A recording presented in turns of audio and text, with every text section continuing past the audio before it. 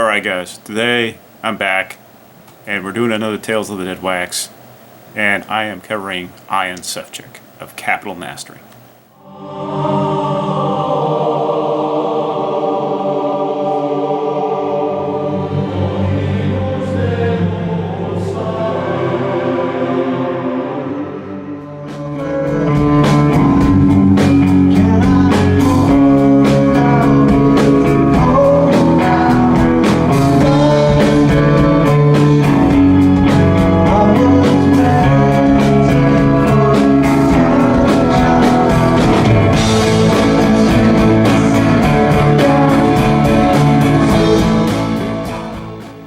As you can tell from the intro, Mr. Sefchick is a part of a band, or was a part of a band called Creeper Lagoon.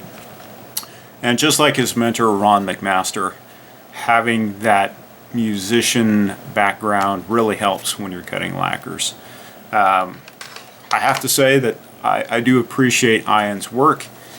He does a fantastic job. Before we get into this, I gotta say I've been trying to improve the sound quality of my videos, but unfortunately my lav mic died on me. I actually felt bad because I recommended this to Hannah, the Omaha introvert. It's a U mic. It's $10 and it died on me after 4 uses. So they say that sound quality to a video is very important. I have to agree. I've been trying to up the gain on my videos, and I hate it when I'm trying to edit my sound quality in post-production, and sometimes it doesn't sound that great. And you know, the audio for this one is coming from my camera, which I don't necessarily like, so I'm hoping to get a more improved lav mic for the future. But anyway, you're not here to listen to me talk about lav mics. You're here about the music, so let's get into this. So like previous Tales of the Deadwax, I am going to cover 5 different albums here. I'm trying to run the gamut of genres, so to speak, so hopefully there's a genre in here that you might like. But I want to kick things off with an alternative masterpiece from the 90s, at least to me anyway. And that is Mazzy Star's So Tonight That I Might See. Now, this is not an Ian Sefchick production. But why am I showing this? Well, let me get into this. So this is a Plain Recordings pressing of this particular album. And Plain Recordings, if you're not familiar with them, they're affiliated with the same parent label as Four Men with Beards, who I do not like.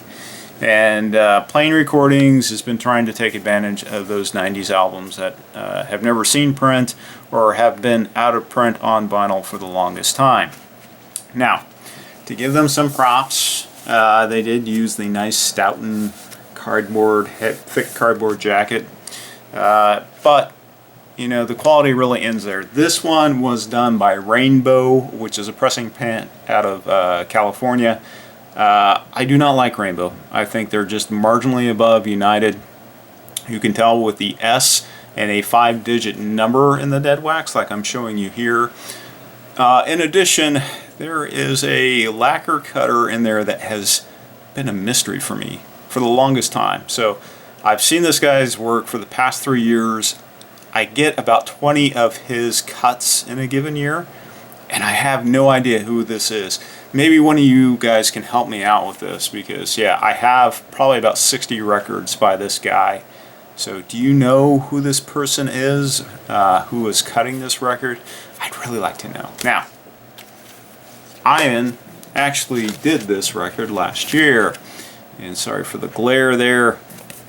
I do like his cut. Now, this was originally pressed on vinyl when it came out, and the original copies go for $200 or more, but honestly I don't care to spend $200 on a record, and especially one that, you know, there's no guarantee that it's going to sound any better. This was a reasonably priced reissue. So here is Ian's Deadwax. It is a I with a curvy S. I have no idea who pressed this. There's no identification in the Deadwax at all, but I do want to do a shootout for you guys between the two different pressings, and I don't know which one is better because I haven't done an A-B comparison, so I'm only going to catch it when I do my post-production. So shoot me a comment down below. I'd really be curious to see what you guys have to say. I look to you to see the truth.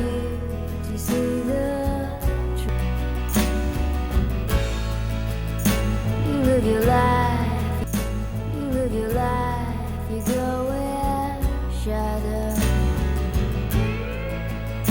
You'll come apart and you'll come apart and you'll go.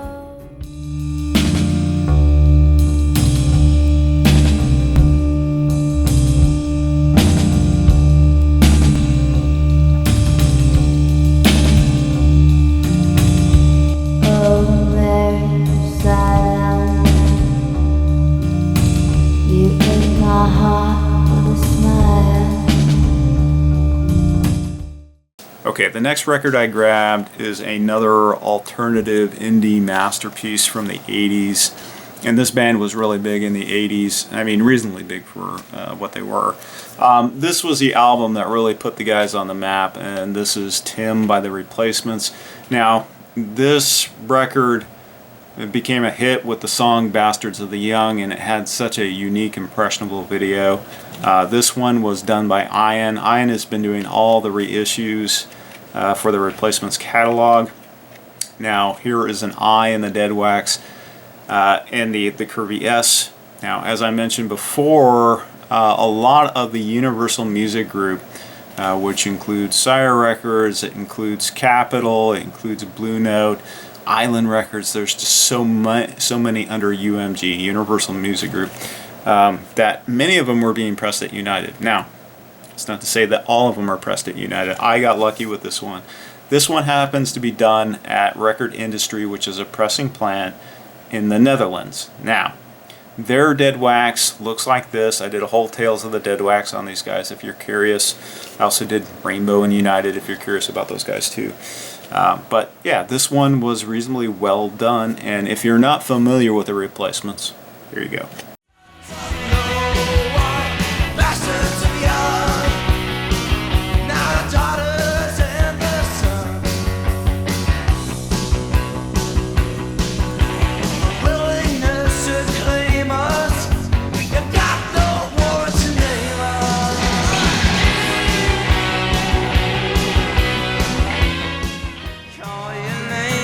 Loud and clear, here comes the regular.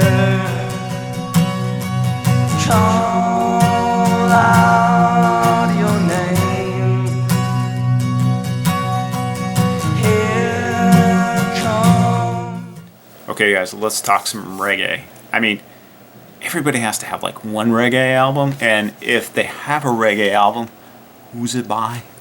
That's right, Bob Marley. So yeah, I do have an appreciation for Bob. This was one of the early 70s classics for me.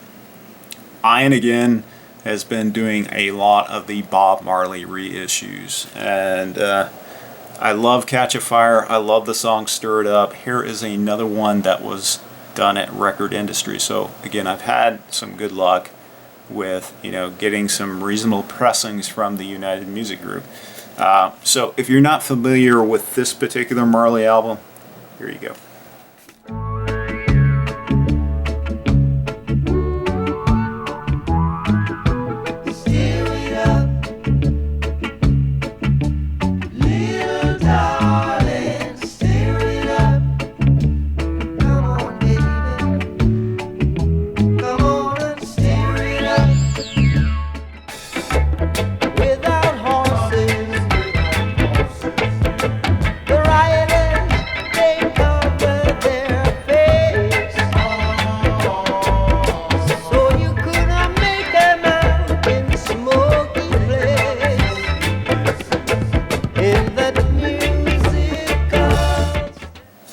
Let's move on to a blues classic.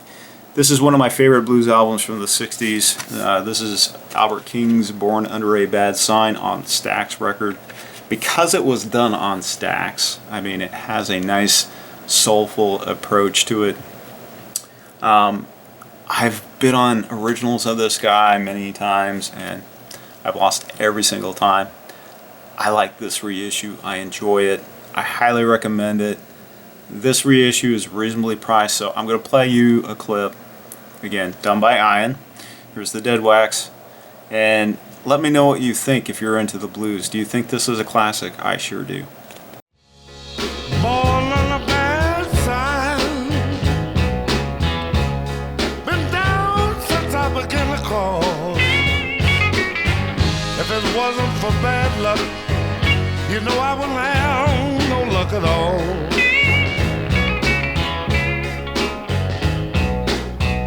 Hard luck and trouble. Hear the cry.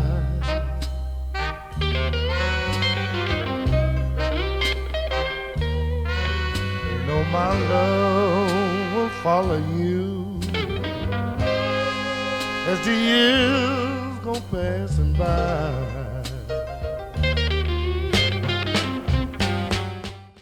Okay, last one for you. And this is a jazz one. So if you're not into jazz, you can duck out now. No offense.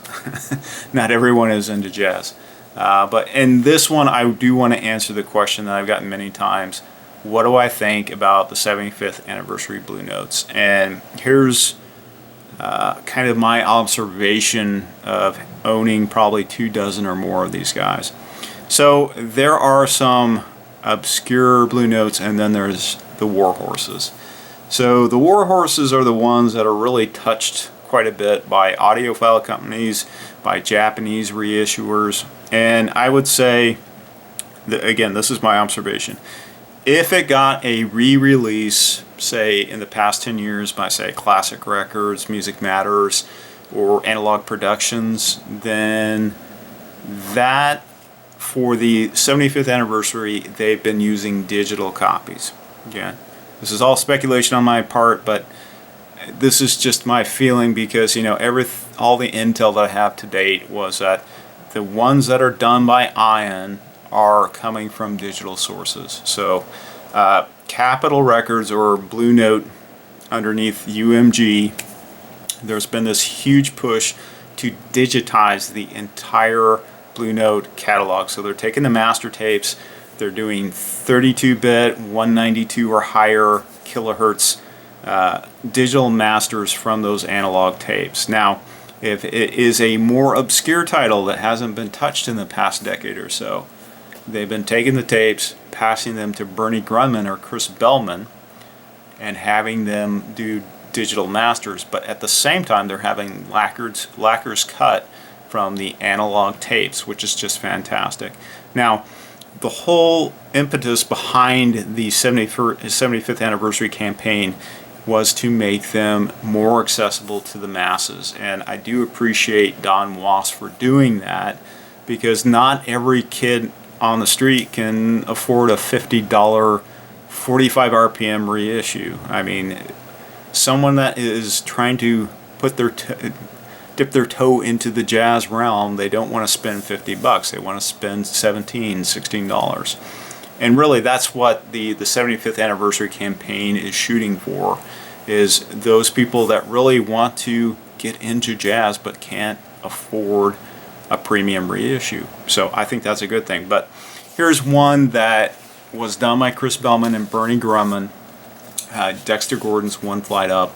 Fantastic album. By far, in my opinion, it is the best Blue Note album that Dexter Gordon did, for sure. Highly worth it.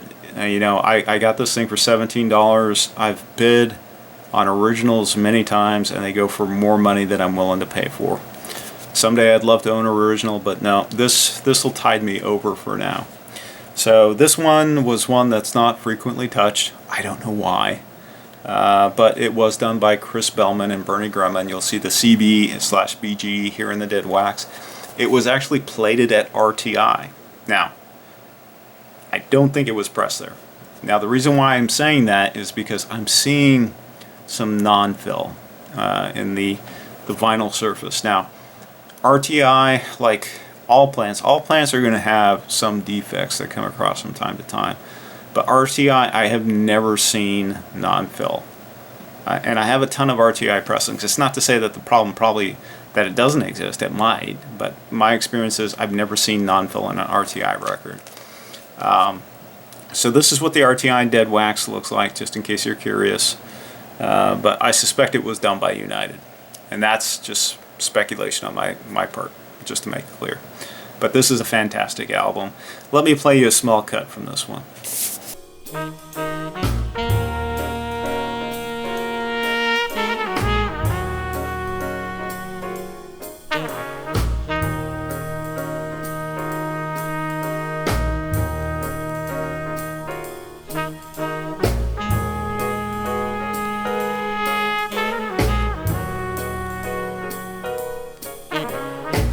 So let's get back to Iron, which is the focus of this video. So this is Lee Morgan's Cornbread, and Lee Morgan by far is my most favorite jazz trumpeter.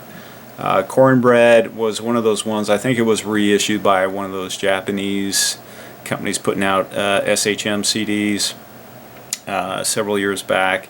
So this is one that Ion had did, and I think he did a fantastic job. Can you guess where it was pressed? I want you to take a look, and I'm sure you guys can probably guess.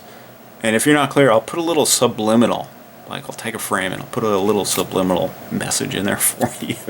But I am curious to see what you guys think. I do think the album sounds reasonably well for what it is, so here you go. Here's a couple of sound clips from this one.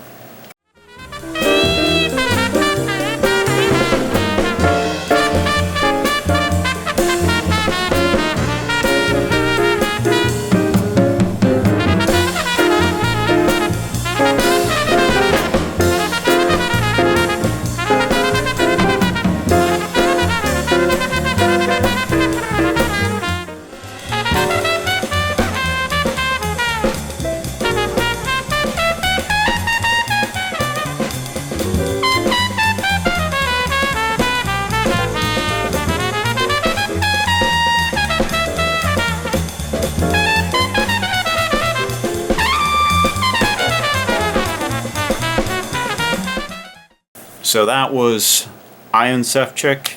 What did you guys think? What are you thinking about Ian? I personally think he's pretty good, and I'm glad to see that he's being mentored by Ron McMaster. If you have any comments, shoot them down below. I'm seeing some weird things from YouTube. I don't know if you guys are seeing it. I used to get emails with everyone's comments, and for whatever reason, after YouTube did a software upgrade, I am no longer getting emails. So I have to proactively check my comments, and you know, if there's a long-running thread, I may have missed something. So shoot me a brand new comment if you got something new. But I apologize if I've missed comments. I do my best to try and answer everything, you know, provided, you know, folks are showing the right decorum. But I do appreciate the comments. I am really here for the interaction with all you guys. That's the most important thing to me. And again, I thank you for watching. And you know, I'm hoping that you'll see more of an uptick in my video production over the next few months.